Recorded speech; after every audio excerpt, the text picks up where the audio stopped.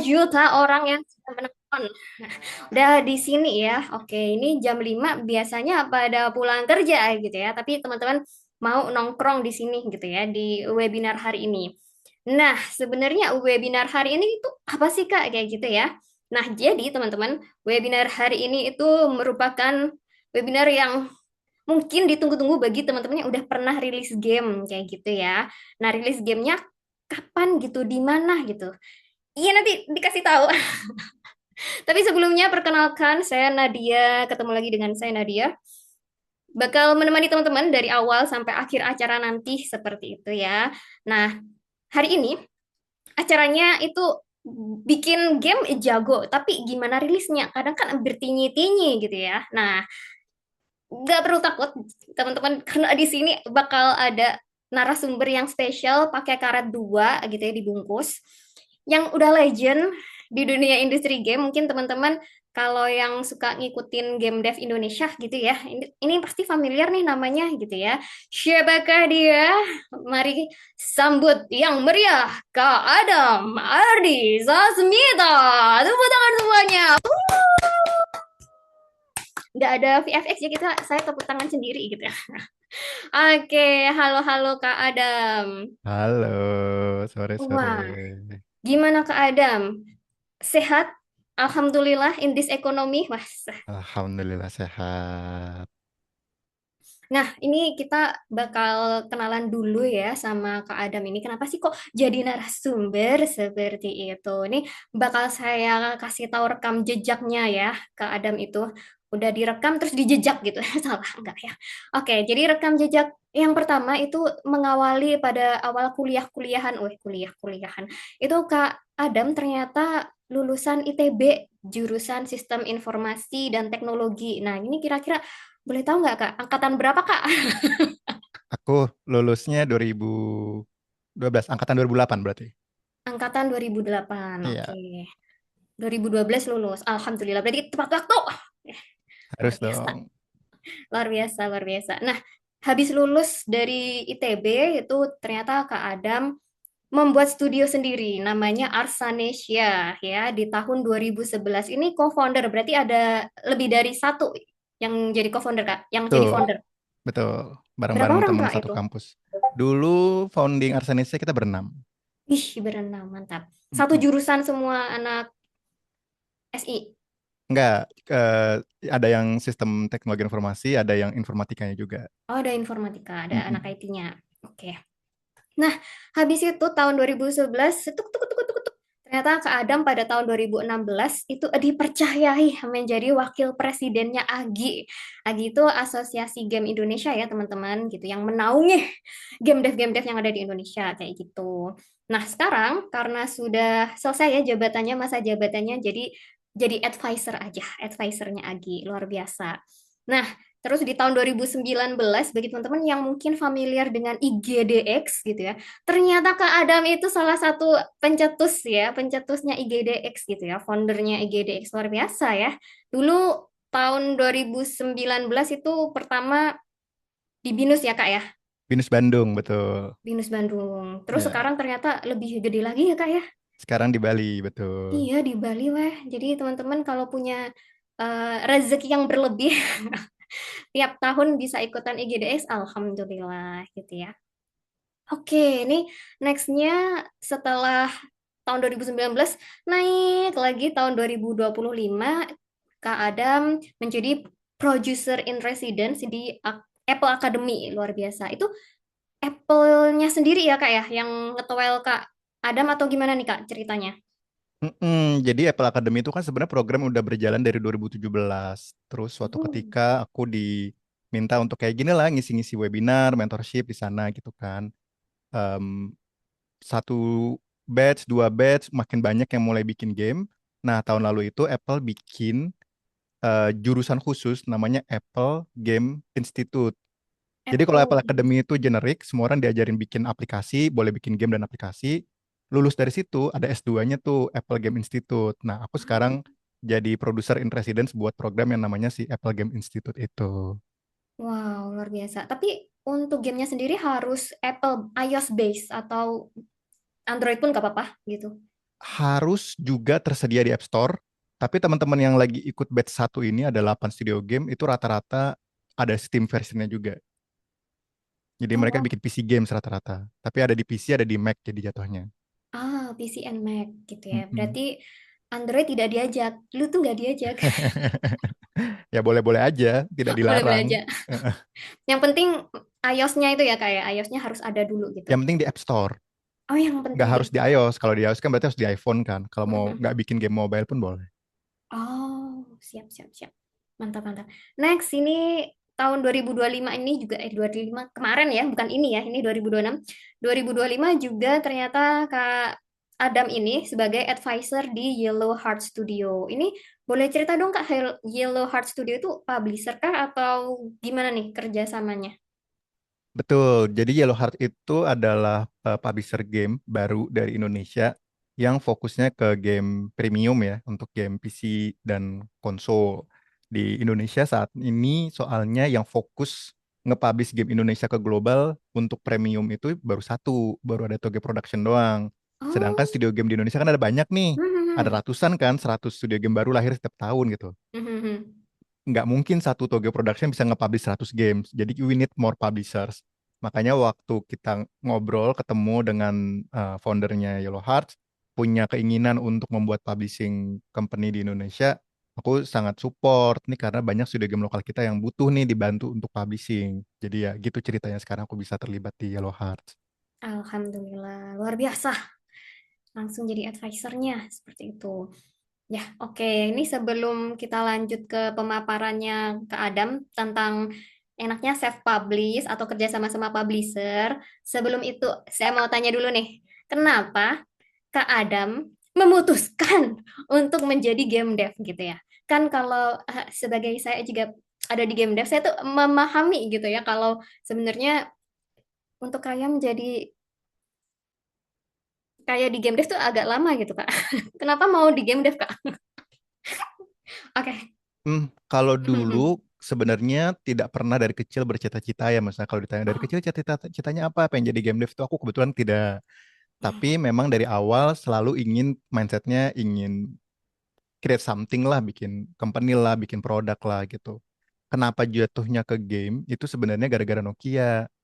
Hmm. 2010 itu Nokia lagi gencar-gencarnya engage dengan developer yang ada di Indonesia, punya banyak program, ada program pelatihan, inkubasi, lomba. Jadi dulu tuh awalnya aku apa istilahnya kayak bounty hunter ya. Setiap ada lomba Nokia ikut, lomba Nokia ikut, lomba Nokia ikut itu kan pas masih mahasiswa. Dan dari situ mulai tuh kayak menang lomba, dapat hadiah, punya uang cash, menang lomba, dapat hadiah, punya uang cash. Jadi kayak, ternyata sepertinya bikin game di mobile menarik nih karena waktu itu menang lomba terus. Dan ketika lulus pun sama Nokia, ya ini mungkin privilege ya, dalam tanda kutip dibantu ya, diberikan mentorship, di apa ya, diajari bisnisnya gitu ya. Bagaimana sih mengembangkan bisnisnya? Tadi kalau misalkan dimention, tapi kan kalau bikin game, bikinnya mungkin setahun 2 tahun, revenue-nya baru Hmm. keluar di tahun kedua. Selama 2 tahun itu Betul. masa nggak ada pendapatan gitu ya. Iya. Nah itu kita diajarin tuh sama Nokia, sama yang developer relationnya yang waktu itu akhirnya jadi presiden Agi, yang aku jadi wakilnya, namanya Naren. Diajarin cara bisnisnya yang lebih ke B2B. Jadi waktu itu memang Arsenesi akhirnya eh bisa nih dapat duit dari ngerjain game untuk klien sembari kita nyicil bikin game untuk yang konsumennya. Jadi ya dari situ kita begitu lulus pun udah langsung mikirnya, oh nih bisnis harus cuan dari nol nih, nggak boleh jadi starving artist gitu. Oke, luar biasa. Tapi ada nggak sih orang yang mengawali gitu ya, mengawali, oh jadi game dev aja Kak, kayak gitu. Jadi kayak, oke ya, coba jadi game dev, atau sebenarnya nggak ada rencana juga gitu. Hmm, kejebaknya sih sebenarnya Oh, kejebak. lebih karena dulu tuh nggak ada sih sama sekali ekosistemnya. Jadi begitu melihat nih ada peluang dan ada jalan, jadi kayak yuk kita coba. Mungkin kalau hari ini melihat banyak success story, resource untuk belajar, akses ke teknologinya. Dulu zaman 2010 nggak ada tuh game engine gratis kayak Unity atau Unreal, dulu berbayar kan. Sekarang jadi lebih mudah. Jadi aku rasa zaman dulu tuh memang banyak kan terjebak gitu. Tapi kalau sekarang harusnya udah lebih banyak mereka yang masuk ke industri game dari awal karena melihat oh bisa ya sukses juga gitu. Oh, bisa ya sukses juga. Alhamdulillah. Oke, sip-sip. Terima kasih Kak Adam buat pembukaannya ya. Jadi kita bakal langsung aja nih ke sesi intinya buat Kak Adam untuk memaparkan gimana sih sebenarnya kita itu rilis game enaknya self-publish atau kerja sama-sama publisher. Silahkan Kak Adam, waktu dan tempat kami persilahkan. Oke, terima kasih kesempatannya untuk sharing sekilas tentang eh, publishing ya. Salah satu poin penting ketika kita habis bikin game kan nextnya kita publish agar bisa menghasilkan uang. Walaupun sebenarnya kalau misalkan teman-teman bikin game sekedar hobi aja juga itu tidak salah ya. Kalau misalkan aku bahagia membuat game kerjaan sehari-hariku misalkan restoran gitu ya, punya restoran di malam hari aku bikin game dan aku bahagia nggak untuk dipublish pun ya fine-fine aja. Tapi dalam konteks ini aku lebih pengen fokus buat teman-teman yang melihat membuat game dari sisi komersil. Tadi eh, bridgingnya, framingnya bagus sekali ya. Ini kita harus cuan gitu ya. Nah, gimana sih caranya? Paling aku share sedikit aja, mungkin materinya nggak panjang-panjang, hopefully bisa lebih banyak diskusi dan tanya jawab ya, karena aku pribadi em, merasa ini case by case dan mungkin apa yang works di satu game tidak belum tentu works di game yang lain. Nah ini sebenarnya judulnya singkat aja, strategi merilis game. Tadi ini udah dikenalkan panjang lebar, terima kasih. Jadi aku tidak perlu mengulang lagi yang ada di sini. Paling satu hal yang aku pengen invite teman-teman semua yang ada di sini, ketika event ini berakhir, karena waktu kita cuma sebentar ya, cuma ada 1 jam di Zoom ini, beres dari event ini kadang ada hal yang masih dicerna, terus pertanyaannya baru muncul belakangan, atau punya sesuatu yang masih mengganjal dan ingin ditanyakan, atau tidak pede nanya di Zoom gitu ya, aku maunya japri gitu ya. Eh, aku paling aktif di Instagram. Jadi kalau teman-teman DM di Instagram, insya Allah nanti bisa aku balas. Jadi nggak usah khawatir kalau belum berani bertanya atau belum ada pertanyaan nanti mau nanya di Instagram, eh, ping aja gitu. Jadi silahkan itu yang di paling kanan itu ada akun Instagramku. Silahkan di DM nanti kalau ada pertanyaan. Ini juga tadi udah dibahas perjalanan singkatnya, tapi ada satu hal yang aku pengen coba put on perspektif juga, bahwasannya di 2011 kita lahir dari rahimnya Nokia, bikin game mobile, casual game, dan freemium. Itu bisnis model kita sampai akhirnya di 2023 kita bersama dengan rombongan game dev mobile lainnya banyak yang berpindah haluan membuat game untuk fokusnya game premium di PC. Nah, aku tidak tahu apakah teman-teman di sini ada yang juga bikin game mobile, apakah kebanyakan bikin game PC. Mungkin strateginya, hal yang harus diperhatikannya agak berbeda nih antara mobile dan PC. Dan hari ini mungkin aku bakal banyak menyentuh yang PC dan premium karena memang majority dari studio game di Indonesia sekarang ada di sana. Tapi nanti akhir dari sesi, kalau misalkan teman-teman ada yang ternyata fokusnya di mobile, freemium, dan pengen diskusi pun eh, dengan senang hati, gitu. Nanti aku bisa share pengalamannya dan opportunity-nya seperti apa. Tadi udah diputerin bumpernya, terima kasih. Ini salah satu game yang lagi Arsenisia kerjakan, judulnya Smith Chronicles. Baru ada Steam page-nya, belum ada demonya. Hopefully bisa segera ada demo, jadi bisa teman-teman bisa nyobain. Tapi ini masih panjang, development-nya masih jauh gitu ya. Jadi silahkan kalau suka dengan tipe game seperti ini bisa di wishlist. Dan aku juga mau ikut nge-promote game-game lokal kita ya. Jadi ini adalah 4 game lokal yang aku bisa bilang paling sukses di global. Mungkin sekarang udah ada yang ngebalap ya, kayak ada game-game contender seperti Kuloniku yang juga sekarang baru rilis dan cukup sukses. Tapi teman-teman bisa lihat ya kalau misalkan game developer lokal kita kalau bisa ngedevelop game yang bagus, yang komersil, itu sebenarnya chance untuk suksesnya juga cukup besar gitu seperti Coral Island, Potion Permit terus A Space for the Unbound, Coffee Talk, Kuloniku, Whisper Mountain Outbreak, sudah mulai banyak game developer lokal kita yang bisa dapat revenue itu udah di level miliar gitu. Jadi sebenarnya mah kalau kita kerjakan dengan baik gitu ya dan memang eh, mungkin rezekinya ya, kan nggak ada jaminan ya kalau namanya juga bikin game di industri entertainment yang hit and miss ini. Tapi ya kalau kita sudah lakukan terbaik, harusnya bisa dapat result yang cukup oke juga. Nah, em, aku assume teman-teman di sini sudah pernah merilis game atau mungkin baru mau merilis game. Pertanyaannya, apa sih common mistake yang dilakukan oleh game developer yang merilis game pertamanya? Jujur Li, Arsanesia waktu 2023 kita ngerilis game PC pertama kita, judulnya Project Ansik.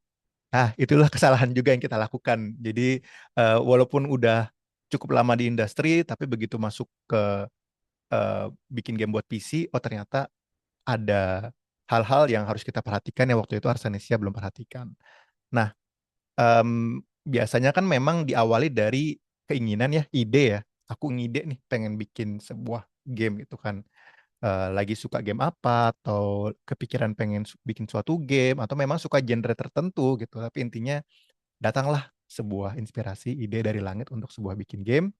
Kemudian kita develop nih, eh, spending waktu 2 bulan, ada yang 6 bulan, ada yang mungkin setahun, ada yang 2 tahun untuk ngedevelop gamenya.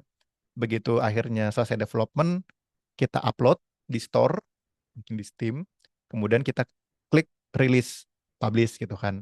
Nah, terus begitu udah nih, jam 5 sore ini kita klik publish, kita lihat dashboard, kok tidak ada yang beli, terus kita lihat besokannya, kok juga masih nggak ada yang beli, sebulan kemudian kok juga nggak ada yang beli gitu ya. Nah, biasanya rata-rata baru bertanya-tanya nih, apa yang salah dengan yang aku lakukan? Ideku yang salah mungkin, atau proses develop gamenya, gameku kurang bagus mungkin, atau cara strategi rilisnya yang kurang oke. Nah, ini memang kesalahan yang terjadi, umum terjadi karena memang tidak pernah ada yang mengajarkan ilmu ini. Kalau misalnya kita konteksnya ngide, emang nggak perlu ilmu ya, semua orang bisa ngide gitu ya. Tapi kalau develop game, teman-teman yang jurusannya informatika bisa belajar programming, teman-teman yang jurusannya apa misalnya DKV bisa belajar bikin artnya gitu ya. Jadi ada kurikulum yang bisa teman-teman dapatkan untuk belajar cara develop gamenya. Tapi untuk bisa membuat game yang menghasilkan revenue secara komersil itu memang playbooknya nih tidak ada nih di kampus-kampus nih, tidak ada kurikulumnya, tidak diajarkan. Jadi wajar ini menjadi kesalahan umum dan banyak yang akhirnya merasa kayak, ah ternyata bikin game tidak menguntungkan nih karena aku udah coba bikin game, aku klik publish, gameku rilis, ternyata tidak menghasilkan uang gitu ya.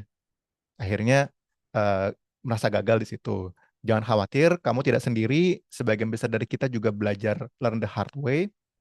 Ini yang aku coba sampaikan juga bukan kunci sukses, bukan magic potion gitu yang kalau ini diminum pasti sukses gitu ya. Tapi ini experience yang aku alami dan mungkin akan relate dengan teman-teman, tapi juga mungkin ada yang nggak relevan. Jadi disclaimer-nya di situ.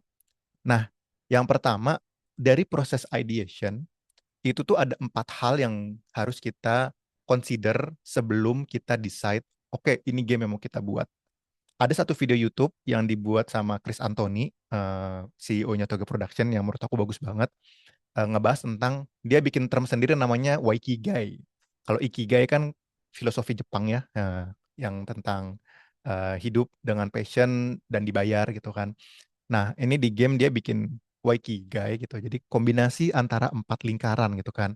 Pertama, apakah kita passionate dengan genre game yang mau kita buat? Kayak aku nih, aku nggak pernah main game horor, tidak suka game horor, tidak pernah nonton game horor.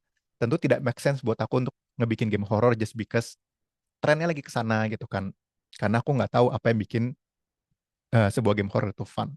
Jadi nomor satu, ide gamenya kita pastiin dulu nih ke dalam diri kita, ini something yang kita passionate nggak dengan game tersebut gitu ya. Yang kedua, apakah aku punya skill dan resource untuk develop gamenya? Contoh nih, misalkan aku tuh di artis, aku cuma bisa gambar pixel art itu kan, terus tiba-tiba pengen bikin game 3D. Wah, itu mungkin butuh waktu cukup lama tuh untuk belajarnya, belum tentu hasilnya bagus. Jadi terkadang kita bikin sesuatu yang skill kita belum nyampe atau budgetnya kita nggak ada untuk bikin selama itu waktu developmentnya. Jadi itu perlu dilihat. Kemudian yang ketiga, ini yang mungkin nggak banyak yang kita lakukan ya, yaitu melakukan market research. Jadi terkadang ketika kita bikin game based on yang kita suka, tapi kita tidak menggali lebih dalam seberapa banyak sih orang yang juga suka dengan apa yang kita suka. Apakah jumlahnya banyak, apakah sedikit, sehingga kita bisa tahu kalau kita membuat game tersebut, ketika kita merilis, potensial orang yang akan suka juga sehingga akhirnya mau beli itu ada berapa ribu orang, berapa puluh ribu orang, atau berapa ratus orang. Nah, ini ada tekniknya sendiri untuk melakukan market research, untuk memvalidasi, oh ini ada nih marketnya untuk game yang kita buat. Sama yang keempat, misal kita udah tahu, ada nih market gamenya, game serupa di pasar, usernya banyak. Kemarin baru ada rilis game setipe yang download banyak, salesnya gede gitu kan. Mungkin pertanyaan nomor empatnya adalah, apakah kita bisa membuat game yang stand out di market tersebut? Marketnya memang ada gitu. Mungkin ada game yang marketnya 1 juta orang, ada yang marketnya 100 ribu orang, ada yang 10 ribu orang, ada yang 1.000 orang gitu ya. Pertanyaannya di antara 1 juta atau 100 ribu atau 10 ribu itu, bisa nggak sih ide game kita itu stand out dan jadi yang unik gitu ya, karena game bagus banyak gitu. Jadi empat hal ini yang biasanya nggak kita lakukan ketika membuat ide game. Padahal kalau kita mau bicara baik itu self publish atau pemakai publishers, marketing game itu 80% mulai dari aku mau buat game ini nih. Udah milih genre yang salah aja udah sulit, mau diapain juga susah untuk bisa sukses gitu. Jadi proses ide game ini sangat krusial yang menentukan semudah apa nanti teman-teman akan bisa memasarkan dan menjual gamenya. Itu yang pertama di ideation. Yang kedua yang nggak banyak kita tahu juga adalah ketika kita dalam proses sudah tahu mau bikin apa, nggak cuma develop game loh, kita perlu memikirkan hal-hal ini. Gimana caranya kita ngebangun komunitas yang mungkin nanti akan suka dengan game kita, kita kita eh, kumpulkan. Bagaimana caranya kita bisa meningkatkan visibilitas dari game kita nih. Game kita bagus, game kita unik, tapi biar bisa nyampe ke depan mata orang-orang yang jadi target audiens kita, caranya gimana? Kemudian bagaimana cara kita membuat go to market strategi? Misalnya kita mau rilis tahun depan, kapan kita harus announce demo, kapan kita harus announce release date, kapan kita harus ikut festival. Jadi marketing bit apa yang harus dilakukan dan kapan itu juga kadang kita nggak kepikiran nih ketika mendevelop sebuah game. Termasuk forecasting. Kira-kira target kita tuh butuh berapa unit sih game ini terjual dengan harga berapa sih? Jadi sisi bisnisnya dan sisi marketingnya ini yang memang masih jarang sekali dimiliki oleh game developer, tim ya, tim di dalam studio game yang rata-rata memang isinya kita-kita nih, orang-orang dapur gitu ya, emang senengnya creating gitu ya, nggak seneng dengan hal-hal yang seperti ini.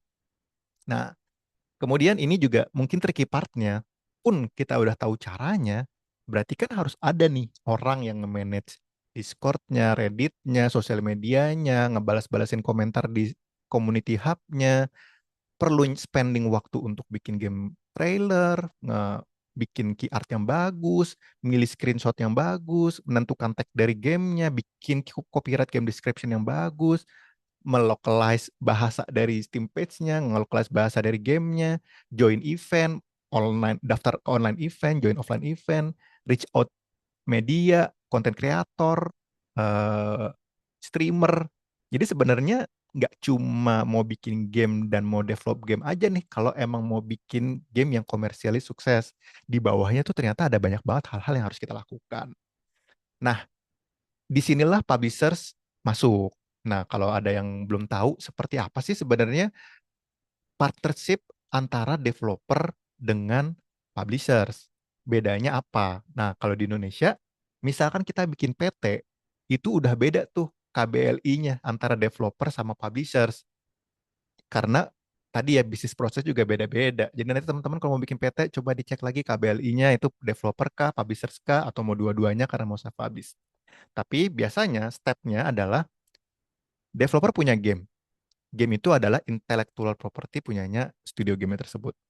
Nah, developer menjual lisensi untuk mempublish IP game tersebut ke publishers. Nah, ini proses transaksi ini macam-macam. Ada yang uh, seumur hidup boleh pakai punya izin untuk mempublish gamenya.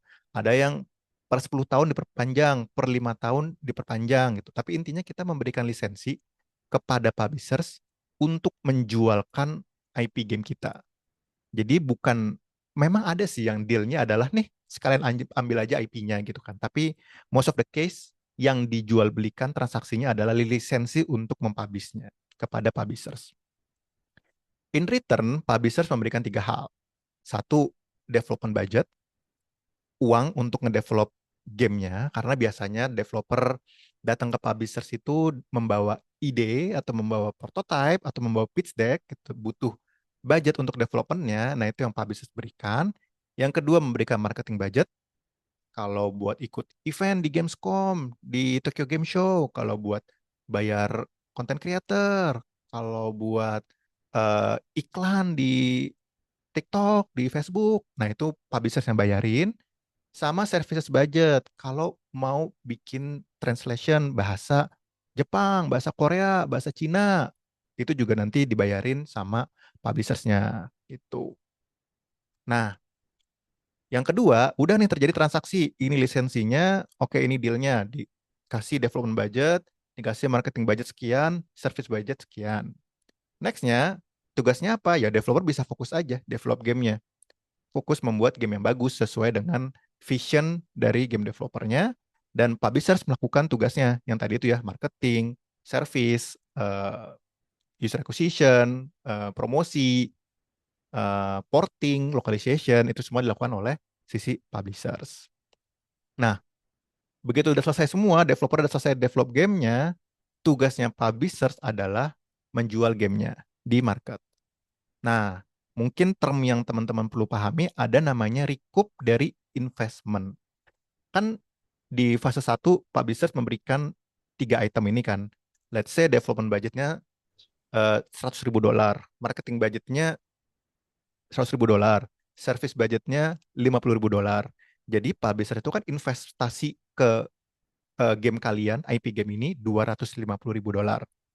Ketika hari Kamis tanggal 9 Juli, besok nih publisher klik publish, orang beli. Nah, biasanya dealnya adalah sampai 250.000 dolar tersebut yang sudah diinvestasikan oleh publisher balik uangnya, developer belum dapat nih biasanya. Walaupun semakin ke sini aku ngeliat ada term yang 10%-nya mungkin, 20%-nya mungkin pre-recoup ada yang diberikan ke developer, tapi biasanya developer baru mendapatkan revenue dari gamenya once semua recoupnya udah selesai. Nah, ini sifatnya adalah royalty dari gamenya. Jadi misalkan besok hari Kamis dirilis, revenue penjualan di hari Kamis 250.000 dolar, teman-teman belum dapat apa-apa. Hari Jumatnya ada revenue masuk 100.000 dolar. Nah, disitulah baru terjadi pembagian royalti. Nah, pembagiannya berapa? Beda-beda. Ada yang 50-50, 60-40, eh, 70-30, ya beda-beda tergantung termnya gitu.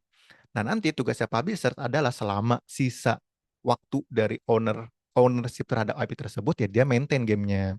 Kalau ada showcase dipromosikan, kalau ada event di diskonkan, kalau ada bundle di bundling sama game lain. Jadi tetap di maintain supaya punya revenue long tail-nya juga gitu. Jadi ini biasanya simplifikasi, walaupun nanti kalau baca kontraknya mungkin lebih detail, tapi developer dan publishers relationship-nya kurang lebih seperti ini. Nah, pertanyaannya adalah kapan kita menentukan self-publish, kapan kita memilih untuk bekerja sama dengan publishers. Nah, part ijo ini itu adalah yang wajib dilakukan oleh kita sebagai developer, baik itu mau self-publish atau mau kerjasama dengan publishers. Melakukan market research yang bagus, membuat game sesuai dengan kapasitas timnya, itu tanggung jawab kita. Mendevelop sampai akhirnya bisa dirilis, itu tanggung jawab kita. With or without publishers, ini yang harus kita lakukan. Yang merah ini, kalau teman-teman merasa bisa, punya orang di tim yang bisa melakukan ini, atau punya passion untuk melakukan ini, masih bisa melakukan self-publish. Biasanya yang pakai publishers adalah yang merasa poin merah ini aku tidak mau lakukan, aku tidak punya uang untuk melakukan ini, aku tidak punya orang untuk melakukan ini, aku serahkan ke publishers gitu kan. Cuma biasanya alasan terbesar game developer lokal kita pitching ke publishers itu lebih ke budget untuk Yes. developmentnya. Nah, mereka butuh budget untuk ngedevelop gamenya, jadilah ke publishers supaya bisa dapat tidak hanya marketing budget, service budget, tapi juga development budgetnya. Nah, buat teman-teman, kalau nanti mau pitching ke publishers, apa sih yang perlu dipersiapkan gitu ya? Misalkan decide, oke aku butuh development budget, marketing budget, dan service budget, aku butuh bantuan publishers, aku mau approach nih ke publishers.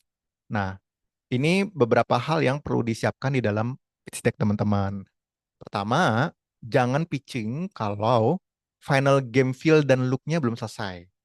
Jadi pastikan udah ini fix art directionnya kayak gini. Kalau bisa ada trailernya, kalau bisa ada visualisasi nanti kalau gamenya jadi seperti ini tangkapan layarnya gitu kan. Naratif dari dunia seperti ini kalau bisa udah ada. Kemudian di dalam pitch deck juga teman-teman harus udah tahu nih game ini tentang apa, premisnya, keunikannya apa, genrenya gimana, core loopnya seperti apa, progression seperti apa, itu juga udah masuk semua ke dalam pitch deck. Nomor tiga, ini bukan dalam konteks apa ya, kan publisher yang melakukan market research nanti. Iya, nanti memang publisher akan melakukan market research juga, tapi untuk memastikan teman-teman juga aware ini game buat siapa sih target marketnya. Makanya biasanya dimasukkan juga market research-nya, similar gamenya, commercial viability-nya seperti apa. Nomor empat, ini go to market strategi tapi dari sisi timeline. Dari momen teman-teman punya pitch deck sampai rilis, butuh waktu berapa lama sih? Dan kira-kira di bulan apa all feature complete, di bulan apa all content complete, di bulan apa rilis candidate, sehingga nanti publishers bisa ngerancang go to market strategi yang lebih baik. Sama biasanya pertanyaannya lebih ke bakal dipublish di platform mana aja, developnya pakai game engine apa, berapa banyak kata yang ada di dalam gamenya, karena ini nanti mempengaruhi budget localization, berapa budget development yang teman-teman minta, sama biasanya track record dari timnya itu seperti apa? Sudah pernah merilis game kah sebelumnya? Apakah ini tim yang sudah bekerja sama bersama-sama dalam satu tim kah sebelumnya? Nah, ini bisa menjadi faktor-faktor yang teman-teman persiapkan sebelum mulai mengirimkan ini ke publisher atau sebelum pitching ke publishers. Even better kalau sudah punya vertical slice. Nah, kalau ini misalkan teman-teman akhirnya memutuskan kayak, ah aku rasanya ingin merilis game sendiri, or even teman-teman mau ke publisher pun, ini something yang menurut aku nice to prepare ya, nice to have. Jadi with or without publishers, teman-teman udah siap. Balik lagi, hari ini aku mungkin konteksnya akan lebih berat ke ngebahas tentang PC di Steam gitu ya. Jadi kalau kita punya Steam page gitu ya, biasanya yang menjadi North Star kita, yang kita track dan kita kejar itu kan poin-poin ini ya. Wishlist ada berapa, followers ada berapa, seberapa aktif community hub game kita. Kalau kita udah punya demo, berapa banyak yang udah download demonya, dari yang download demonya, berapa banyak yang udah mainin. Kadang kan ada orang cuma download aja gitu kan. Dari yang mainin, average average duration playtime-nya berapa. Terus kalau kita bikin demo page terpisah sama main page, yang sudah nge-review demonya berapa banyak, reviewnya positif atau negatif.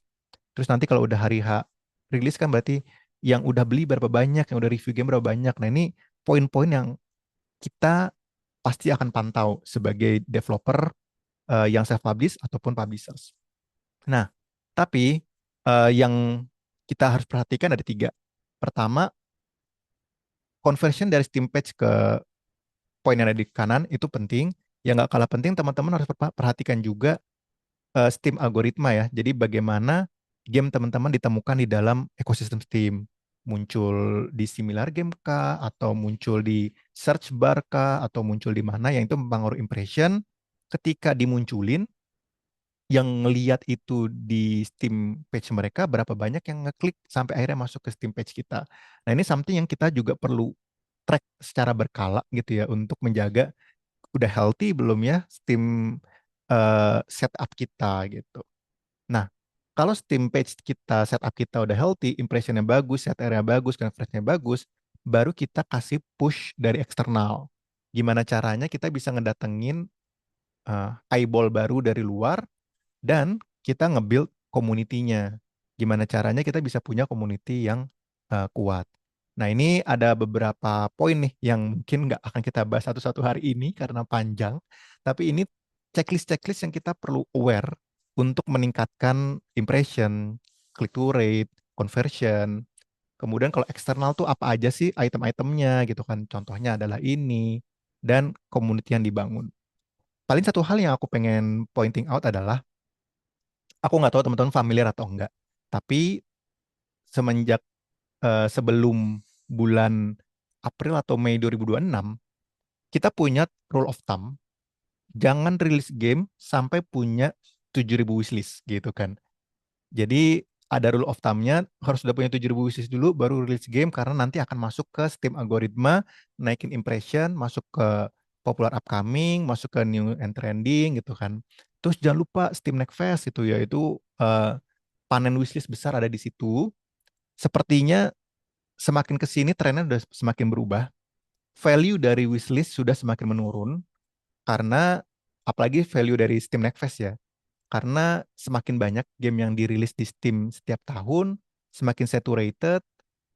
Walaupun Steam selalu berusaha untuk meningkatkan visibility ya, impression dari developer ini, tetap aja landscape-nya berubah-ubah. Jadi apa yang teman-teman pelajari hari ini, mungkin 2 bulan lagi sudah nggak berlaku gitu ya. Tapi satu hal yang pasti, yang eternal gitu, yang tidak akan terpengaruh terhadap zaman adalah menemukan orang-orang yang pasti suka dengan game teman-teman dan merangkulnya menjadi sebuah community. Makanya em, baru aja minggu lalu ya, Yellow Hearts, publishing armnya tempat aku sekarang bantu, baru aja workshop dengan salah satu publisher besar, indie besar di dunia, namanya Raw Fury. Dia sekarang sudah melihat bukan lagi wishlist, tapi community yang lebih penting. Bagaimana sekarang call to actionnya bukan lagi wishlist our game, tapi join our Discord gitu kan. Jadi lebih diarahin ke community. Nah, tapi itu topik berbeda dan panjang yang nanti mungkin bisa kita follow up lebih jauh. Nextnya singkat aja, aku pengen introduce Yellow Heart, abis itu kita bisa tanya jawab, jadi aku bisa lebih mengadres isu yang mungkin teman-teman lebih relate ya. Jadi Yellow Heart itu publishers, kalau tadi ada di kiri developer, di kanan publishers, kita pure only publishers. Kerjaannya signing game, membeli IP, lisensi IP untuk kita publish, dan ngebantu eh, memasarkan ini ke market global. Sekarang timnya internally ada 6, tapi sebenarnya di belakang itu juga masih ada tim-tim yang masih ngebantu eh, operasional, tapi ya fokusnya adalah di eh, ngebantu supaya game teman-teman bisa sukses lah kita publish ke market global. Apa aja yang dikasih ya, rata-rata tiga tadi dikasih semua ya, development budget dikasih, marketing budget dikasih, service fee juga dikasih, dan mungkin satu hal yang bakal jadi DNA-nya kalau teman-teman kerja bersama Yellow Hearts dan nanti bisa teman-teman eh, track juga ya, benar tidak gitu ya. Itu kita selalu menjaga relasi dengan developer yang sehat, memaintain komunikasi yang positif, menempatkan developer sebagai partner, nggak sekedar numbers yang kita push, tapi juga teman berkolaborasi. Jadi kita pengen work closely with the developers, em, apa ya, membangun hubungan yang sehat lah gitu ya, long term partnership. Dan ini beberapa game yang sudah dipublish oleh Yellow Heart, yang sudah desain, belum launching. Ada game Typecaster, ini game typing, action RPG. Terus ada satu lagi, Irradiant Skies. Ini game shooter roguelite. Ini pemenang Gamesit 2025. Jadi eh, karena Yellow Hearts kayaknya sampai saat ini dan mungkin untuk beberapa waktu ke depan akan hanya fokus mempublish game dari Indonesia only gitu ya. Jadi kita pasti nongkrongin siapa aja pemenang game seat, siapa aja yang berangkat ke IGDX, dan kita akan signing game di sana. Irradiant Sky sama Typecaster itu kita ketemunya di IGDX di Bali, kita meeting dengan mereka, mereka pitching, akhirnya kita sign. Jadi buat teman-teman mungkin juga bisa nanti kalau ke IGDX gitu ya, atau kalau ikut game seat gitu ya, kalau menang bisa apa ya namanya bisa ketemu juga sama dari Yellow Heart gitu ya. Karena kebetulan untuk tahun ini Gamesit juga jurinya salah satunya head of publishingnya Yellow Heart ya. Jadi udah pasti dia akan melihat game teman-teman. Tapi kalau teman-teman tidak ikut Gamesit, tidak berencana ke IGDX, sebenarnya kita juga ada form submission di websitenya Yellow Hearts. Jadi tinggal ke yellowhearts.gg, pitch your game, udah masukin aja semua informasi yang ada di situ, teman-teman submit, otomatis semua scout eh, sampai head of publishingnya bakal ternotifikasi ada submission masuk dan game teman-teman langsung masuk ke sistem untuk nanti di review apakah cocok dengan yang dicari oleh Yellow Hearts. Itu paling kalau dari aku pemaparannya semoga kita masih punya waktu cukup banyak untuk sesi diskusi dan tanya jawab. Jadi aku kembalikan ke MC moderator silakan. Oke, terima kasih Kak Adam. Wah, ini daging ya buat teman-teman yang pengen rilis gamenya, terus pusing gitu. Mungkin step-step yang dari Kak Adam bisa dilakukan seperti itu. Oke, kita akan membuka sesi tanya jawab. Bisa langsung raise hand untuk open mic atau teman-teman bisa tulis aja di kolom chat nanti biar kita bisa baca dan menjawab pertanyaan dari teman-teman seperti itu. Yuk, yuk, mangga silakan bisa di chat aja, ditulis atau bisa langsung raise hand aja. Wah, Kak, lama kalau nulis ya, aku raise hand aja langsung. Boleh, silahkan. Oke. Wah, ini tadi ngomongin soal Steam, itu berarti ada kalau di web kan ada SEO, berarti kalau di Steam itu ada SPO gitu ya Kak ya. Nah, seberapa ngaruh sih Kak sebenarnya SPO di Steam? Kan katanya apa ya, Steam itu lingkungannya berubah-ubah. Nah, apakah sebenarnya iya agak ngaruh tapi nggak ngaruh-ngaruh amat gitu untuk SPO sendiri? Nah, mungkin ini satu hal yang menarik dan menjadi magnet bagi banyak game developer kenapa akhirnya memilih Steam ya. Pertama, Steam tidak pernah punya slot untuk dijual. Jadi mereka tidak punya kan kalau misalkan kayak PlayStation, Xbox, Google Play, App Store itu kan suka ada ads ya. Kita bisa bayar slot untuk bisa punya visibility di dalam situ. Oh. Pertama, dia tidak memperjualbelikan itu, tidak mencari untung dari situ, jadi tidak pernah ada keinginan kayak hanya yang punya uang yang bisa sukses di sana. Steam itu selalu berusaha supaya gamers itu bertemu dengan game yang dia akan suka. That's Hmm. why front page setiap orang di Steam itu beda-beda setiap orang. Jadi punyanya aku, punyanya teman-teman di sini kalau buka Steam page halaman pertama itu semuanya beda. Nah, yang Steam lakukan adalah akan nge-tweak secara rutin berkala everything supaya misi mereka game bertemu dengan playernya. Nah, sekarang kalau misalkan apa nih, seberapa penting nih? Jawaban aku ya, jawabannya jadi penting banget untuk kita memastikan kita mempresentasikan game kita agar sampai ke orang yang sesuai dengan yang akan suka dengan game kita. Oh, oke, oke. Itu bisa dari banyak sinyal, bisa dari deskripsi dari gamenya, tag. Kan kita kalau masuk bisa ngirim tag apakah ini genrenya apa, style artnya gimana segala macam, itu mempengaruhi. Hmm. Semakin kita presisi menentukan game kita itu akan disukai oleh orang seperti apa, semakin kita lebih mudah bertemu dengan gamers yang akan membeli game kita. Oh, I see. Saya kira tuh hampir sama semua gitu tampilannya. Oh, ternyata setiap orang bakal beda ya.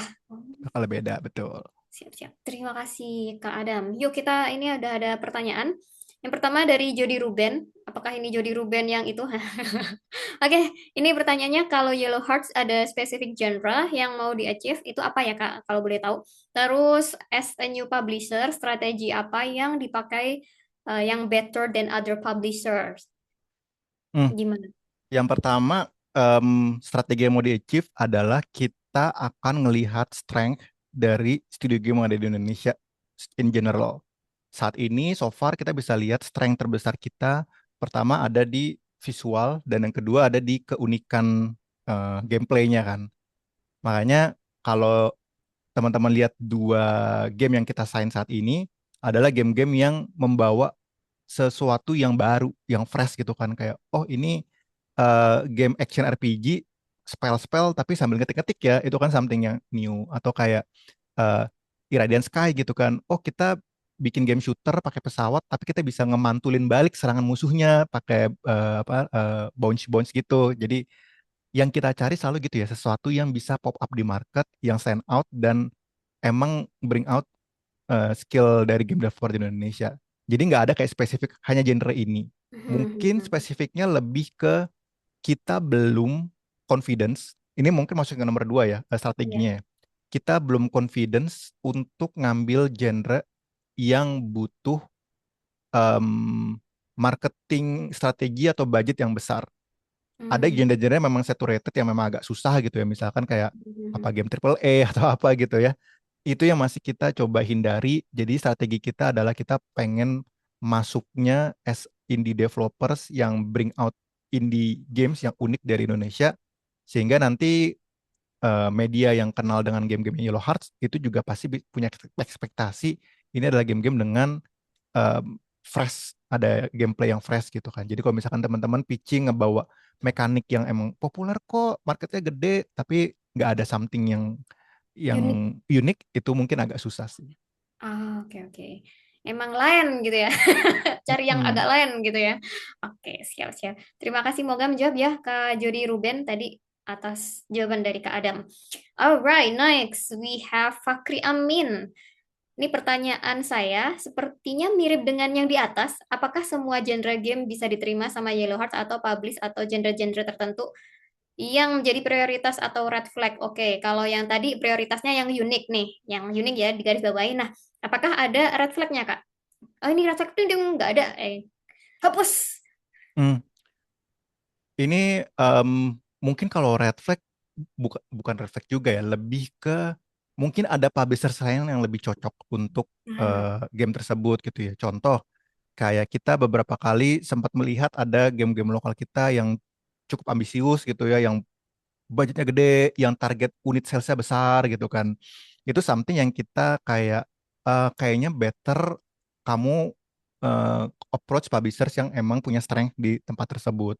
Jadi not necessary kayak red flag, tapi kayak lebih ke nggak cocok nih sama hmm, sama apa yang lagi mau dibangun sama si apa namanya portofolio di Yellow Hearts. Tapi hmm, mungkin satu hal yang bisa ngebantu teman-teman gitu ya untuk nge apa ya namanya, maksudnya nge-pitch ya. Kalau misalkan nge-pitch game ke publisher manapun ya, nggak cuma Yellow Heart gitu ya. Sebisa mungkin informasi yang disampaikan itu ada semua gitu ya. Terkadang bukan red flag ya, tapi resikonya lebih gede kalau misalnya hmm, kita ngelihat, oh dia nggak punya timeline nih kapan rilisnya, atau hmm, eh, trailernya aja belum ada nih. Emang dia bisa nih develop gamenya vertical slice-nya belum ada build yang bisa kita coba. Emangnya dengan hanya paper doang dia present ke kita, kita yakin dia bisa develop itu gitu. Jadi red flag-nya hmm. kalau menurut aku nomor satu terbesar adalah lebih ke kesiapan apa ya, fase ketika teman-teman pitch ke publishers-nya aja sih. Kadang too early aja untuk bisa desain. Hmm. Lebih ke si indie gamenya ini sebenarnya udah ada apa gitu, udah ada apa Hmm, di hmm. plate-nya, udah serve apa seperti itu ya. Kalau masih paper agak meragukan gitu ya kak ya. Kecuali kalau dia adalah em, CEO-nya Tesla. Oke, oke, oke, siap-siap. Moga menjawab ya dari Kak Fakri Amin. Thank you Kak Adam atas jawabannya. Next ini dari Kak Rizal Maulana. Halo Kak, izin tanya. Saya mau tanya soal legalitas. Apa saja yang perlu diurus untuk yang mau self-publish di Steam? Misalnya apakah harus jadi PT dulu dan lain-lain. Gitu. Hmm, Kalau teman-teman mau publish di Steam, tidak harus jadi PT. Jadi atas nama orang juga boleh. Jadi nanti di tulisan developer dan publishernya adalah nama kalian, itu boleh. Ada beberapa beberapa orang juga yang masih kayak ngenaruh namanya dia di situ gitu kan. Jadi itu fine-fine aja. Jadi nggak ada Oh, sih syarat harus berbadan hukum apa untuk bisa publish di Steam. oke, siap-siap. Tidak harus berbadan hukum ya, teman-teman. Itu Hmm, kalau untuk yang Steam. Nah, kalau misal regulasi Indonesia gitu, kena nggak sih, Kak? Kayak misal masalah pajak atau gimana gitu, nggak masalah ya, pokoknya ya. nggak masalah, hanya em, in in most of the case, apalagi kalau gamenya sudah menghasilkan revenue cukup besar, kalau teman-teman transfer dari Steam ke rekening pribadi, kena pajak pendapatan, itu bisa jadi bracketnya akan lebih besar kenanya. Karena kalau pajak pendapatan kan ada bracket ya dari 0 ke berapa sampai bisa ke 35% Mhm. gitu kan. Sedangkan Betul, kalau betul. PT ya bracketnya lebih luas gitu kan. Dan apalagi kalau PT perorangan itu kan ada fasilitas PPh final 0,5% lebih kecil lagi gitu. Mhm. Jadi sebenarnya instead of negara mewajibkan enggak, tapi lebih kalau bikin PT banyak fasilitas yang bisa dipakai supaya pajaknya lebih kecil. Oh, oke, oke. Kira-kira boleh tahu nggak sih revenue, kira-kira revenue berapa yang, oh kayaknya ini harus pakai PT deh. Kalau revenue-nya masih dikit mah nggak pakai PT nggak apa-apa Kak, kayak gitu. Hmm, aku lupa karena bracket itu kan dilihatnya dari apakah sudah menikah atau belum, apakah Oh sudah iya punya anak atau benar-benar. belum. Kemudian pendapatan teman-teman dari Steam mungkin akan juga ditambah dengan pendapatan dari mungkin tempat teman-teman bekerja, kalau sudah suami Mhm. istri sama istrinya. Jadi sebenarnya bracket itu nanti bisa dilihat ya ketika sudah nyampe angka berapa mungkin 500 juta atau 1 M gitu kan. Tapi satu hal yang pasti adalah dengan bracket terkecil pun udah di atas 0,5% kan pasti gitu kan. Enggak, kalau di bawah 50 juta enggak kena pajak. Tapi once udah di atas 50 juta itu kan pasti udah kena yang 15% kan batas Iya, iya, bawah. iya. 5% kan batas 5%. bawahnya. Nah, 5% sama 0,5% kan jauh ya. Jadi Iya. tetap pasti jauh lebih untung kalau PT perorangan sih. Oh, siap-siap. Terima kasih buat pencerahannya, Kak. Semoga Tapi ini menjawab ya. satu tambahan ya. Ya, ya. Once teman-teman sudah bikin PT perorangan, teman-teman punya kewajiban untuk lapor pajak setiap bulan. Jadi kalau males gitu kayak males lapor pajak tiap bulan gitu kan kita biasa Mending tiap bayar tahun aja. nih. Kalau males gitu kan Nah, ya diukurlah kira-kira effortnya dengan revenue Steamnya sekarang sudah worth it atau enggak gitu. oke. Terima kasih, Kak Adam atas jawabannya. Moga menjawab ya, Kak Rizal. Tadi atas penjelasannya. Next ini dari Kak Reynold Rizero Studio. Halo, saya ingin bertanya, apabila ada sebuah game yang sudah memiliki wishlist sekitar 10 sampai 20 ribu wishlist ya, menjelang early access rilis, apakah menurut Kak Adam bantuan publisher masih diperlukan? Itu pertanyaan pertama. Pertanyaan kedua, apakah ada kata terlambat untuk mencari publisher? Semisal ketika game kita udah rilis dalam beberapa bulan ke depan, terus baru cari publisher gitu, Kak. Oke, yang pertama dulu ya. Mhm. Semakin ke sini wishlist sebagai sinyal penentu kesuksesan semakin tidak akurat. Kalau dulu kita bisa punya formula kalau hari kita rilis sebulan pertama at least 10% dari wishlist convert ke sales. Itu dulu kayak ada formulanya kayak gitu. Cuma hari ini dengan jumlah game semakin banyak, jumlah wishlist Mhm. semakin banyak, yang rilis di Betul. hari bersamaan semakin banyak, sinyal game yang kamu wishlist hari ini sudah rilis itu trigger menjadi seorang beli itu semakin turun. Jadi kalau menurut aku trigger kapan kita boleh ngerilis atau enggak hari ini udah nggak hanya bisa dilihat dari wishlistnya, tapi lihat dari community-nya. Seberapa aktif community-nya di Discord kita, berapa banyak orang yang aktif di sana, aktif bertanya, menunggu game kita gitu. Kalau misalnya kita bisa ngelihat kayaknya target unit sales kita ada 10.000 dan di wishlist di Discord kita udah ada 10.000 orang yang aktif berdiskusi yang kalau setiap kita nih kita punya sneak peek update baru, ada 10.000 like di Discord kita gitu kan. Itu kan berarti core user yang pasti akan beli yang sudah tidak sabar beli gitu kan. Kalau sinyal dari situnya gede atau sinyal dari content creator, YouTuber banyak yang menantikan setiap ada teaser baru jadi liputan segala macam. Menurut aku itu sinyal-sinyal nanti ada sinyal ada banyak gitu ya. Tapi itu salah satu sinyal yang sekarang kayaknya lebih menjadi fokus instead of wishlist. Jadi nanti teman-teman bisa lihat kembali mapping dari community dan engagementnya, apakah itu nge-backup number of wishlist gitu kan. Karena ya itu tadi ya, sekarang orang wishlist ya kadang wishlist aja karena call to action-nya wishlist gitu. Nanti juga kita belum ngebahas kalau wishlist itu juga ada quality-nya gitu ya. Kalau orang yang nge-wishlist adalah orang yang punya library game banyak, hour play banyak, itu scoring weight-nya beda dengan orang yang nggak punya library sama sekali. Kan sekarang banyak nih kasus orang beli wishlist gitu ya. Orang beli wishlist sudah pasti value-nya kecil gitu. Jadi itu yang nanti perlu dipertimbangkan juga. Jadi memang banyak poin yang harus dibahas ya kalau mau strategi untuk menjelang rilis. Nah, Tapi paling ini agak nyambung dengan pertanyaan nomor dua. Terlambat menurut aku ada beberapa marketing bits, peluru marketing yang kalau itu udah dipakai menurunkan chance publishers untuk nge-sign game tersebut. Ada beberapa item biasanya at least belum Steam Next Fest. Kalau udah Steam Next Fest, biasanya publisher kayak, wah ini peluru terakhir gue yang gue udah gak punya lagi. Udah Steam Next Fest udah kepake, release date announcement udah dipakai gitu kan. Jadi kan publisher pengen ngebangun hype-nya, pengen bikin marketing bit. Kalau Steam Next Fest udah dipakai, release date udah ada, itu agak agak sulit. Walaupun aku juga ngelihat ada game lokal kita yang sudah Next Fest pun masih bisa signing deal. Jadi itu bukan bukan mutlak ya gitu. Waktu pun juga sama. Ideally memang publisher punya waktu at least setahun untuk nge-build marketing bits gitu kan. Cuma aku juga melihat ada game developer yang rilis date-nya 3 bulan lagi, dia sign deal dengan publishers gitu kan. Jadi sebenarnya tidak ada kata pasti atau tidak pastinya kapan waktu yang tepat. Memang rata-rata publishers itu mencari game untuk next year gitu kan.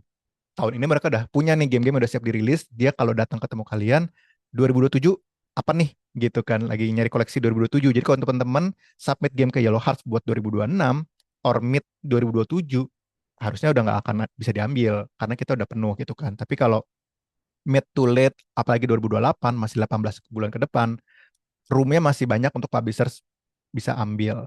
Baik lagi itu tidak mutlak ya, karena yang kayak tiba-tiba ada game gue yang harusnya rilis akhir tahun ini delay, kosong dong kita nggak ada game yang dipublish, cari yuk apa gitu, bisa aja gitu. Jadi jangan menjadikan penghambat teman-teman untuk approach publishers. Tapi early access itu biasanya death sentence.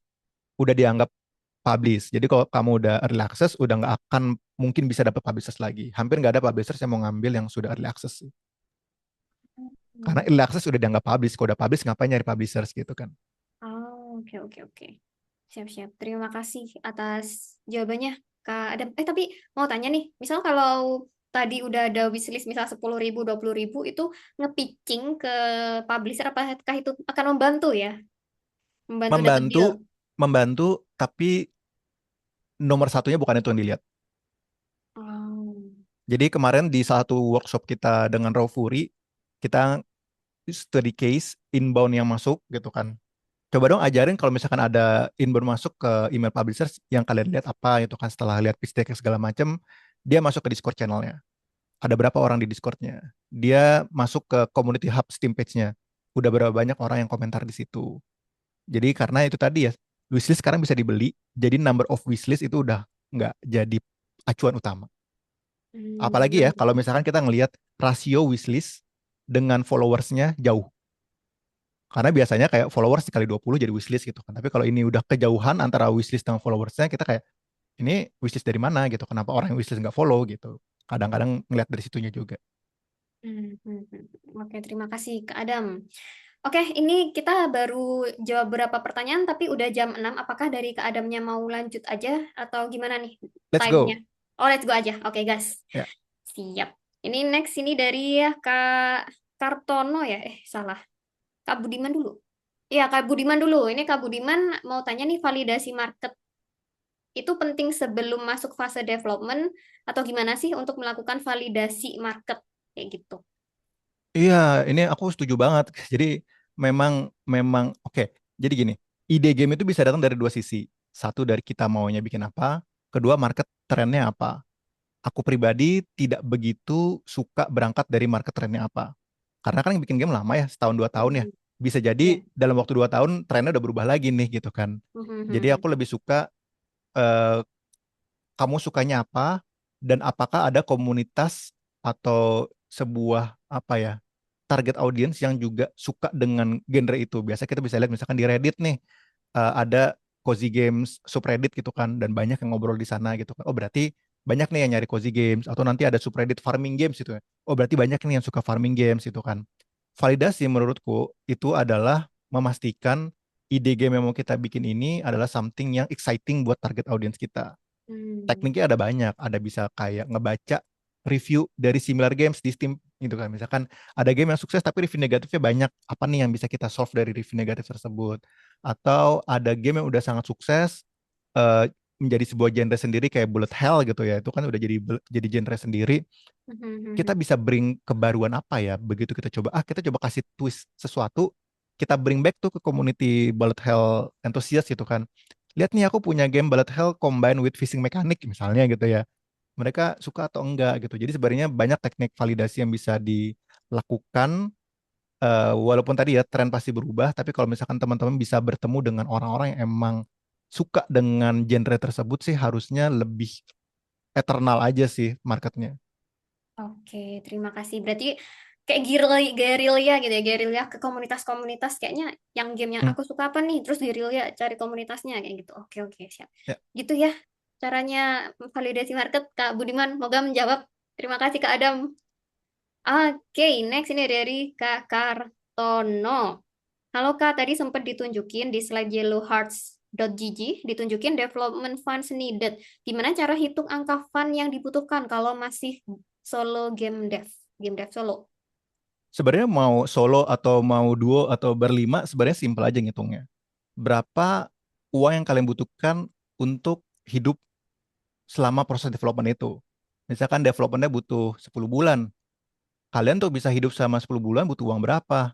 Buat makan, bayar kosan, bayar listrik, internet, gitu-gitu kan. Misalkan, oh kayaknya aku butuh uangnya, I don't know, kalau di Bandung berapa UMR-nya? Misalkan 6 juta gitu, sebulan gitu kan.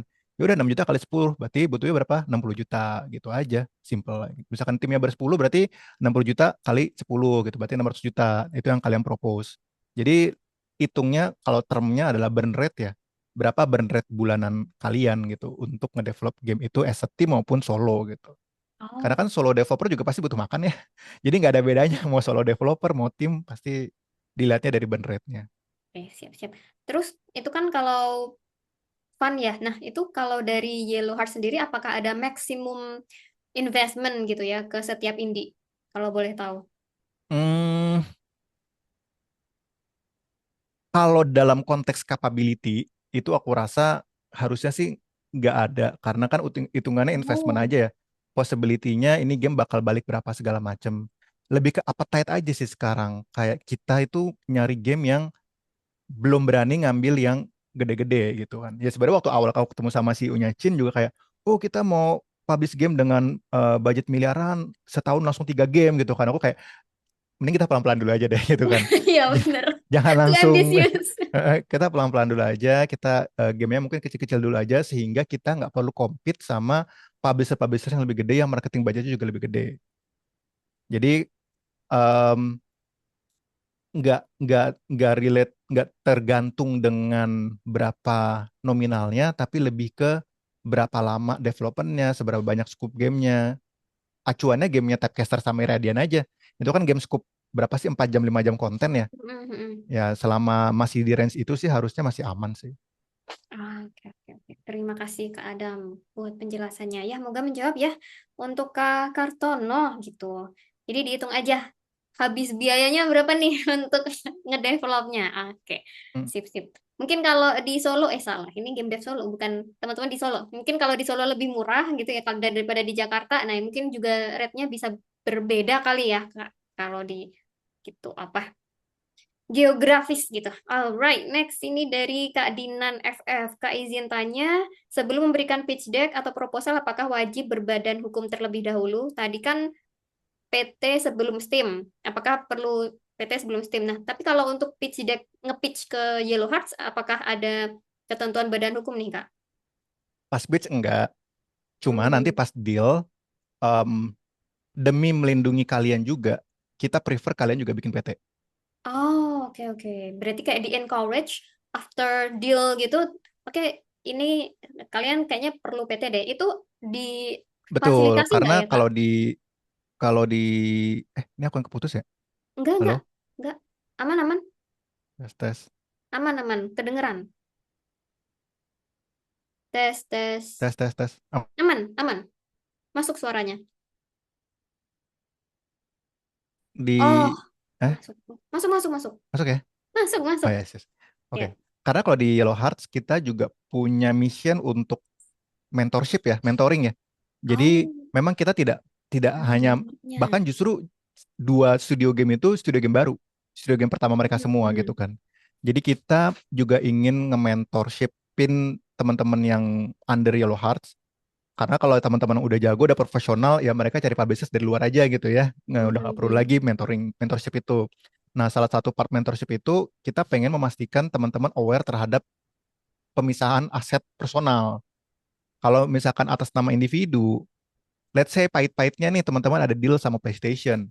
Terus teman-teman malpraktek, one prestasi, kok malpraktek, one prestasi, kena denda 2 miliar gitu misalnya. Kalau nggak pakai PT, itu tuh sampai semua aset yang atas nama teman-teman tuh bisa disita pengadilan gitu.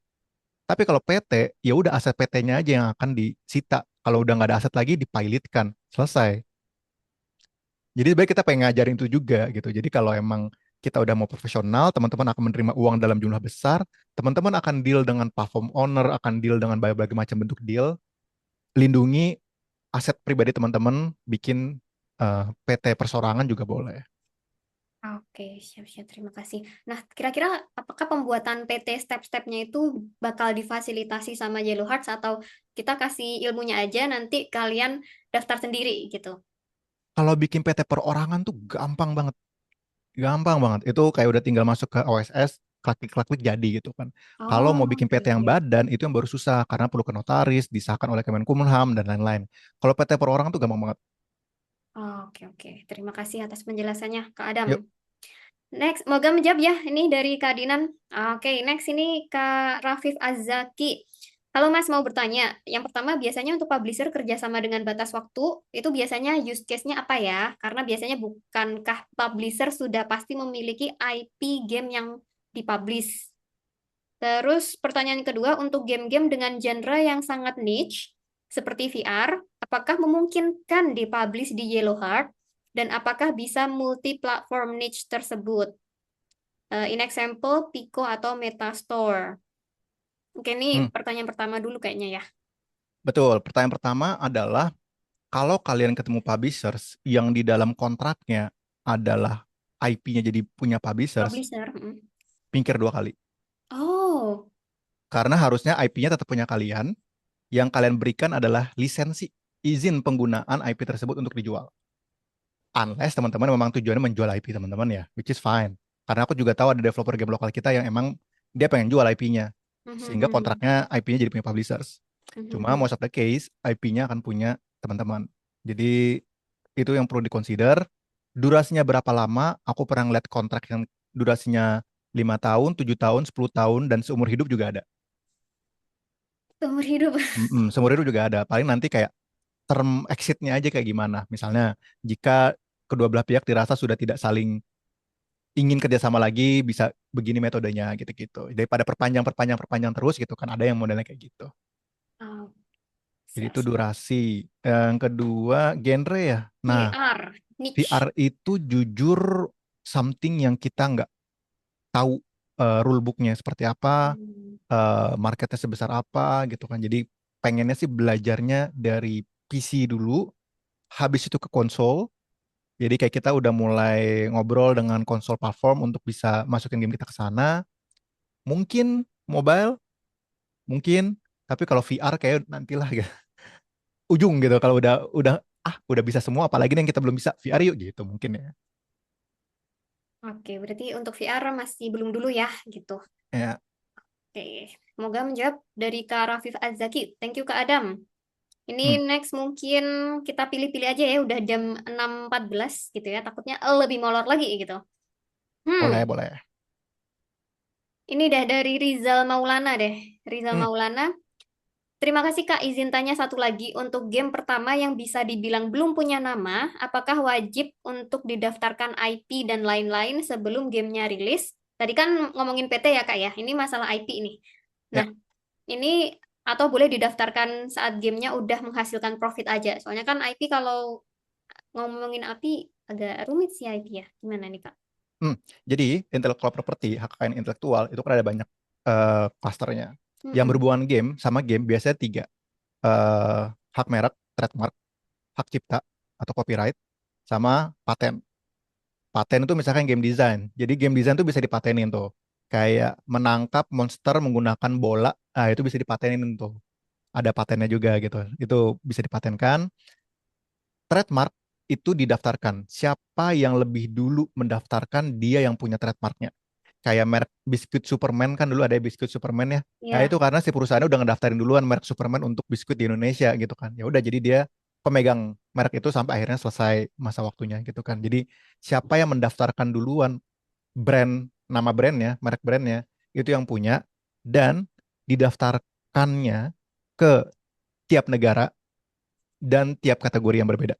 Game ada kategorinya sendiri, makanan ada sendiri, transportasi ada sendiri gitu. Jadi kalau kayak Nike, Adidas itu kalau daftar ke Indonesia itu semua 36 kategori didaftarin. Dan satu kategori itu bisa habis berapa? Mungkin 3,5 juta sampai 5 juta. Ya sekitaran itulah, hampir 3 jutaan di semua negara untuk menjaga tidak boleh ada siapapun yang menggunakan brand Adidas, Nike segala macam. Sekarang misalkan aku punya game seperti Chronicles gitu kan, value-nya nama itu segede apa sih sampai harus didaftarkan di semua negara gitu kan. Oh. Rasanya kalau misalkan tiba-tiba ada game lain yang pakai nama Smith Chronicles, ya udah kita ganti nama aja. Soalnya belum merasa punya value sebesar itu. Tapi kalau dirasa kayaknya value-nya besar gitu ya, mungkin kita bisa daftarin di negara yang memang target audiens terbesar kita. Misalkan kita user terbanyak di Amerika gitu misalnya, kita daftarin di Amerika gitu. Sebenarnya ada namanya Madrid Convention, itu punyanya Wipo gitu. Daftar sekali Mhm. bisa langsung di banyak negara, ya, tapi tetap aja mahal. Jadi jarang case kita mendaftarkan nama game karena kayak nggak ada value-nya gitu kan. Toh kalau ada IP infringement gitu kan, bukan yang langsung kita dipenjara, tapi tahap satu adalah kita disurati. Anda melanggar IP karena yang punya IP ini di Zimbabwe adalah saya. Jadi di Smith Chronicles di Zimbabwe harus ganti nama, kita ganti nama di Zimbabwe. Jadi ya sesimpel itu aja. Dan common kok kayaknya orang kalau publish game di Cina namanya udah ganti semua gitu kan. Jadi ya buat aku sih nama game nggak punya value until teman-teman udah segede I don't know Final Fantasy gitu ya. Yang Oh, kalau GTA, GTA. GTA gitu ya mungkin make sense gitu kan. Tapi kalau Oh. mau daftarin di Indonesia just for fun, boleh-boleh aja. Harga 1,8 juta Hmm. tuh kalau mau daftar game Iya. trademarknya. Nah, yang ketiga yang menurut aku teman-teman perlu aware itu adalah hak cipta, copyright. Mencakup musik, mencakup teks, cerita, mencakup eh, karya apa visual, gambar gitu kan. Nah, yang menarik adalah hak cipta atau copyright itu berlaku otomatis tanpa perlu didaftarkan siapa yang duluan mempublikasikan. Jadi kalau misalkan aku punya gambar ini kan kayak gini nih, mana nih karakternya? Kayak gitu kan? Itu aku post di Steam page-ku tahun 2023. Ketika ada orang bilang, kamu mengambil hak cipta punya aku, gambar karakter itu tuh aku yang bikin duluan. Yuk kita lihat historiknya di pengadilan siapa duluan yang nge-publish itu. Oh, ternyata dia nge-publish itu di koran Kompas tahun 2020 gitu kan. Oh ya udah berarti dia yang punya. Tapi kalau misalkan nggak ada buktinya dia nge-publish itu lebih dulu dari kita dan nge-publishnya harus di tempat yang memang timestampnya nggak bisa diganti ya. Kalau misalkan aku nge-publishnya itu di apa nama mading kampus gitu kan tuh kayak timestampnya dari mana gitu kan. Jadi nggak jelas. Jadi itu berlaku otomatis siapa yang duluan nge-publish nge-declare secara global. Jadi langsung seluruh dunia. Kalau tadi trademark itu per negara, kalau copyright itu langsung global. Jadi kalau misalkan nanti ada yang mengaku-ngaku, ih kok karakternya kamu ngambil dari gameku, kita lihat aja siapa yang duluan. Kalau emang ternyata dia duluan ya udah kita harus ganti. Jadi itu ya terkait dengan HKI sebenarnya basic-basicnya kayak gitu. Nah, ini menarik nih kalau soal yang hak cipta tadi. Nah, Mhm. apakah kalau kita bikinnya itu nggak dikomersialkan, apakah tetap dapat kayak sanksi gitu ya, Kak ya? Bikinnya tidak dikomersialkan ya. Misal kayak ya kita bikin karakter gitu, karakter terinspirasi dari sana, terus aku publish di sosmed aku, biar cuman sosmed aku tuh rame aja gitu. Tapi kan nggak An komersial tuh. betul. Analoginya, Mm-mm, mm-mm, kamu mm. punya rumah, di rumahnya ada teras. Teras itu kan pagar ya, ada pagarnya karena di dalam pagar itu adalah punya kamu gitu kan. Orang masuk ke pagar itu mau dia jualan atau cuma masuk kan sebenarnya nggak boleh. Mhm, Kamu masuk terus mhm. kayak kamu ngapain masuk ke rumah saya? Sorry aku kesini bukan untuk komersil bukan untuk jualan kan tetap nggak boleh. Jadi sebenarnya terserah si yang punya IP tersebut untuk menilai mau komersial nggak komersial itu ada di dia kuncinya karena dia yang punya. Kalau dia kayak Oke. nggak apa-apa silakan pakai aja garasiku gitu, masuk aja kalau mau nongkrong-nongkrong asalkan nggak komersil nggak apa-apa ya. Ya itu hak yang punya rumahnya sih. Alright. Thank you Kak Adam atas penjelasannya ya. Ya, Oke, next ini mungkin nyambung ya pertanyaannya Kak Satria Irwanda sama Kak Kartono ini soal pembagian duit-duitan gitu ya. ya. Nah, ini eh, terima kasih Kak Adam. Ini contoh nih, publisher kasih 250.000 udah Hmm, keluar semuanya. ya. Tapi ternyata gamenya tidak menghasilkan revenue yang diharapkan. Nah, itu kira-kira 250.000 yang sudah dikeluarkan menjadi resiko sepenuhnya oleh publisher yang kerugian, atau akibatnya itu ada perjanjian antar developernya juga gitu. Nggak. Full risk ada di publishers. Full risk Kalau ada di gamenya publisher. flop, nggak akan diminta, balikin duit development yang udah gue kasih. Nggak. Jadi ya udah, 250.000 yang udah di spending, hilang-hilang. Hilang-hilang. Nah, Hmm. berarti tadi untuk tektokan berapa profitnya itu udah nggak ada ya, karena profitnya, persenan profitnya yang di perjanjian karena udah flop, ya udah berarti emang gagal aja gitu. Tapi kan kita nggak pernah tahu ya, kayak eh Among Us itu kan udah di Steam 4 tahun, 3 tahun, akhirnya baru booming gara-gara suatu ketika viral tiba-tiba sukses gitu kan. Bisa aja ya memang 250 ribunya ketika kita launching bulan pertama nggak dapat, bulan kedua nggak dapat. Tapi ya publishersnya rajin ngepromoin gamenya, ngebundling gamenya, sampai akhirnya suatu saat di pick up sama konten creator, terus akhirnya dapat uang kan bisa aja kan. Masih ada long tailnya, makanya biasanya perjanjiannya durasinya jangka panjang karena ya masih ada strategi yang bisa dilakukan supaya bisa making money uangnya gitu. Oke, oke. Nah, kira-kira boleh tahu nggak Kak itu pembagian persenan antara publisher sama developer tuh kira-kira biasanya berapa sih Kak? Hmm. Biasanya kalau common practice itu di fase sebelum recoup itu 0-100. Itu biasanya kayak gitu. 0 ke developernya, 100 ke publishersnya sampai 250 ribunya balik. Hmm. Karena tadi itu ya resiko kan di publishers ya, developer kan nggak Hmm, menanggung hmm, resiko hmm. gitu kan. Hmm, hmm. Tapi aku semakin kesini semakin ngelihat ada deal yang modelnya 10-90, 20-80 di fase pre-recoup. Hmm, hmm, hmm, hmm. Terutama untuk tipikal game-game yang butuh support. Jadi kayak kontennya terus ditambahin, perlu ada support dari developernya. Nah itu biasanya dari awal udah langsung dibagi.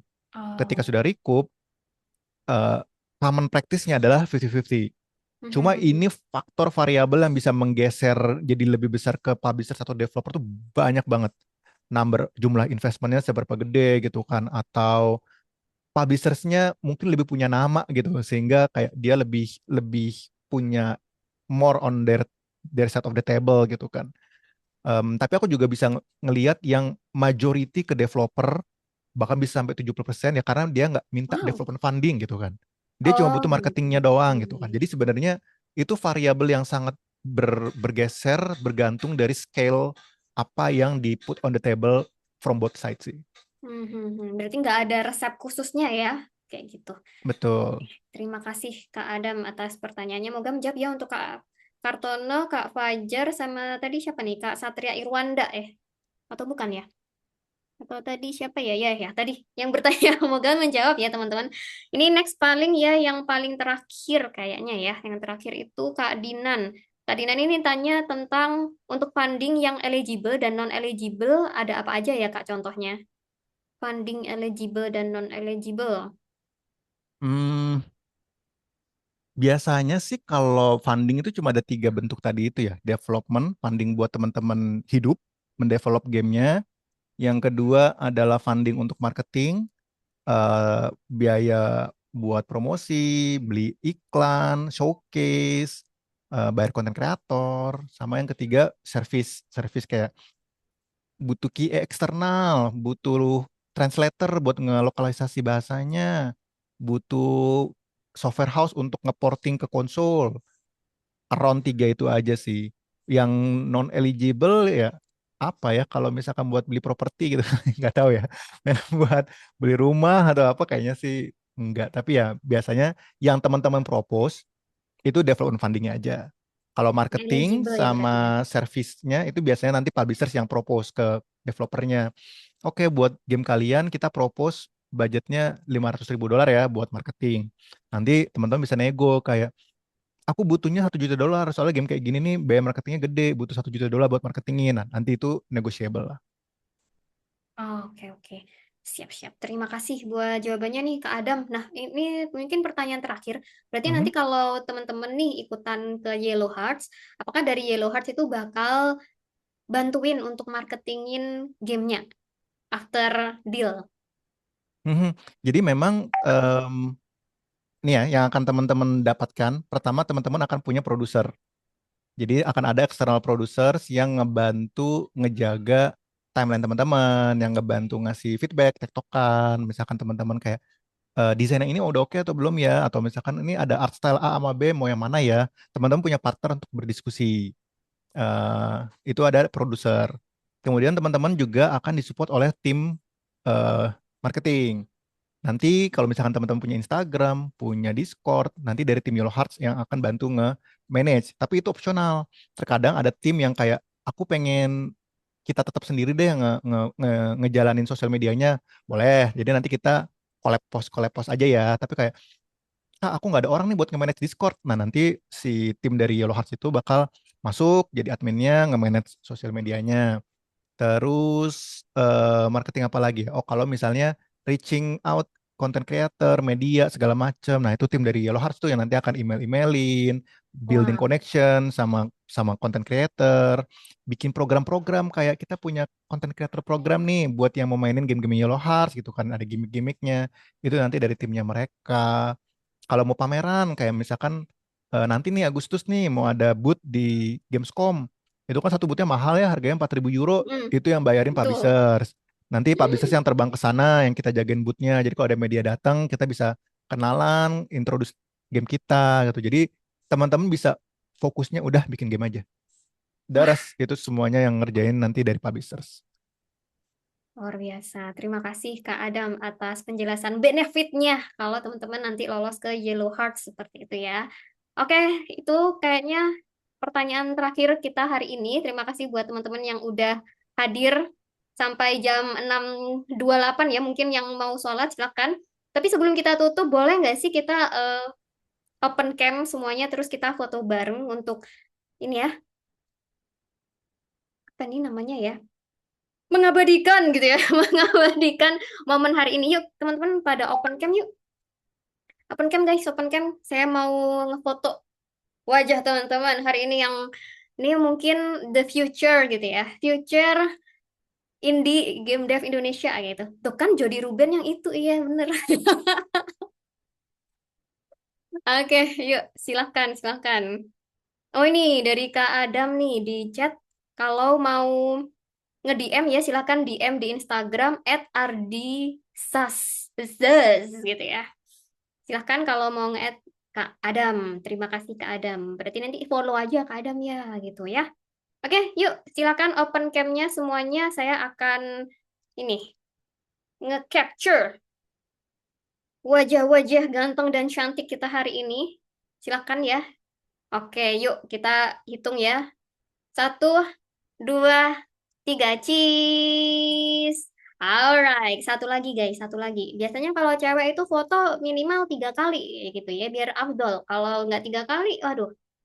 Oke, lagi guys ya, lagi. Jadi satu, dua, tiga, cheese. Alright, satu lagi guys, satu lagi ya. Masih dua nih gitu. Next ya, next. Lagi guys. Gimana ya enaknya? Satu, dua, tiga, cheese. Alright, thank you so much for your for your enthusiasm today. Oke, terima kasih buat semuanya yang udah hadir malam-malam. Buat Kak Adam, sukses selalu. Makasih banget knowledge-nya hari ini. Semoga bermanfaat buat teman-teman yang merilis gamenya gitu ya. Dan semoga ini ada calon-calon yang bakal di itu kan invest dipublish sama Yellow Hearts kan nggak tahu ya ya gitu. Oke, saya Nadia Ukti Zulhasni undur diri. Mohon maaf jika ada salah kata yang kami ucapkan dan semoga semuanya bermanfaat. See you next time. Wassalamualaikum warahmatullahi wabarakatuh. Bye bye. Terima kasih guys.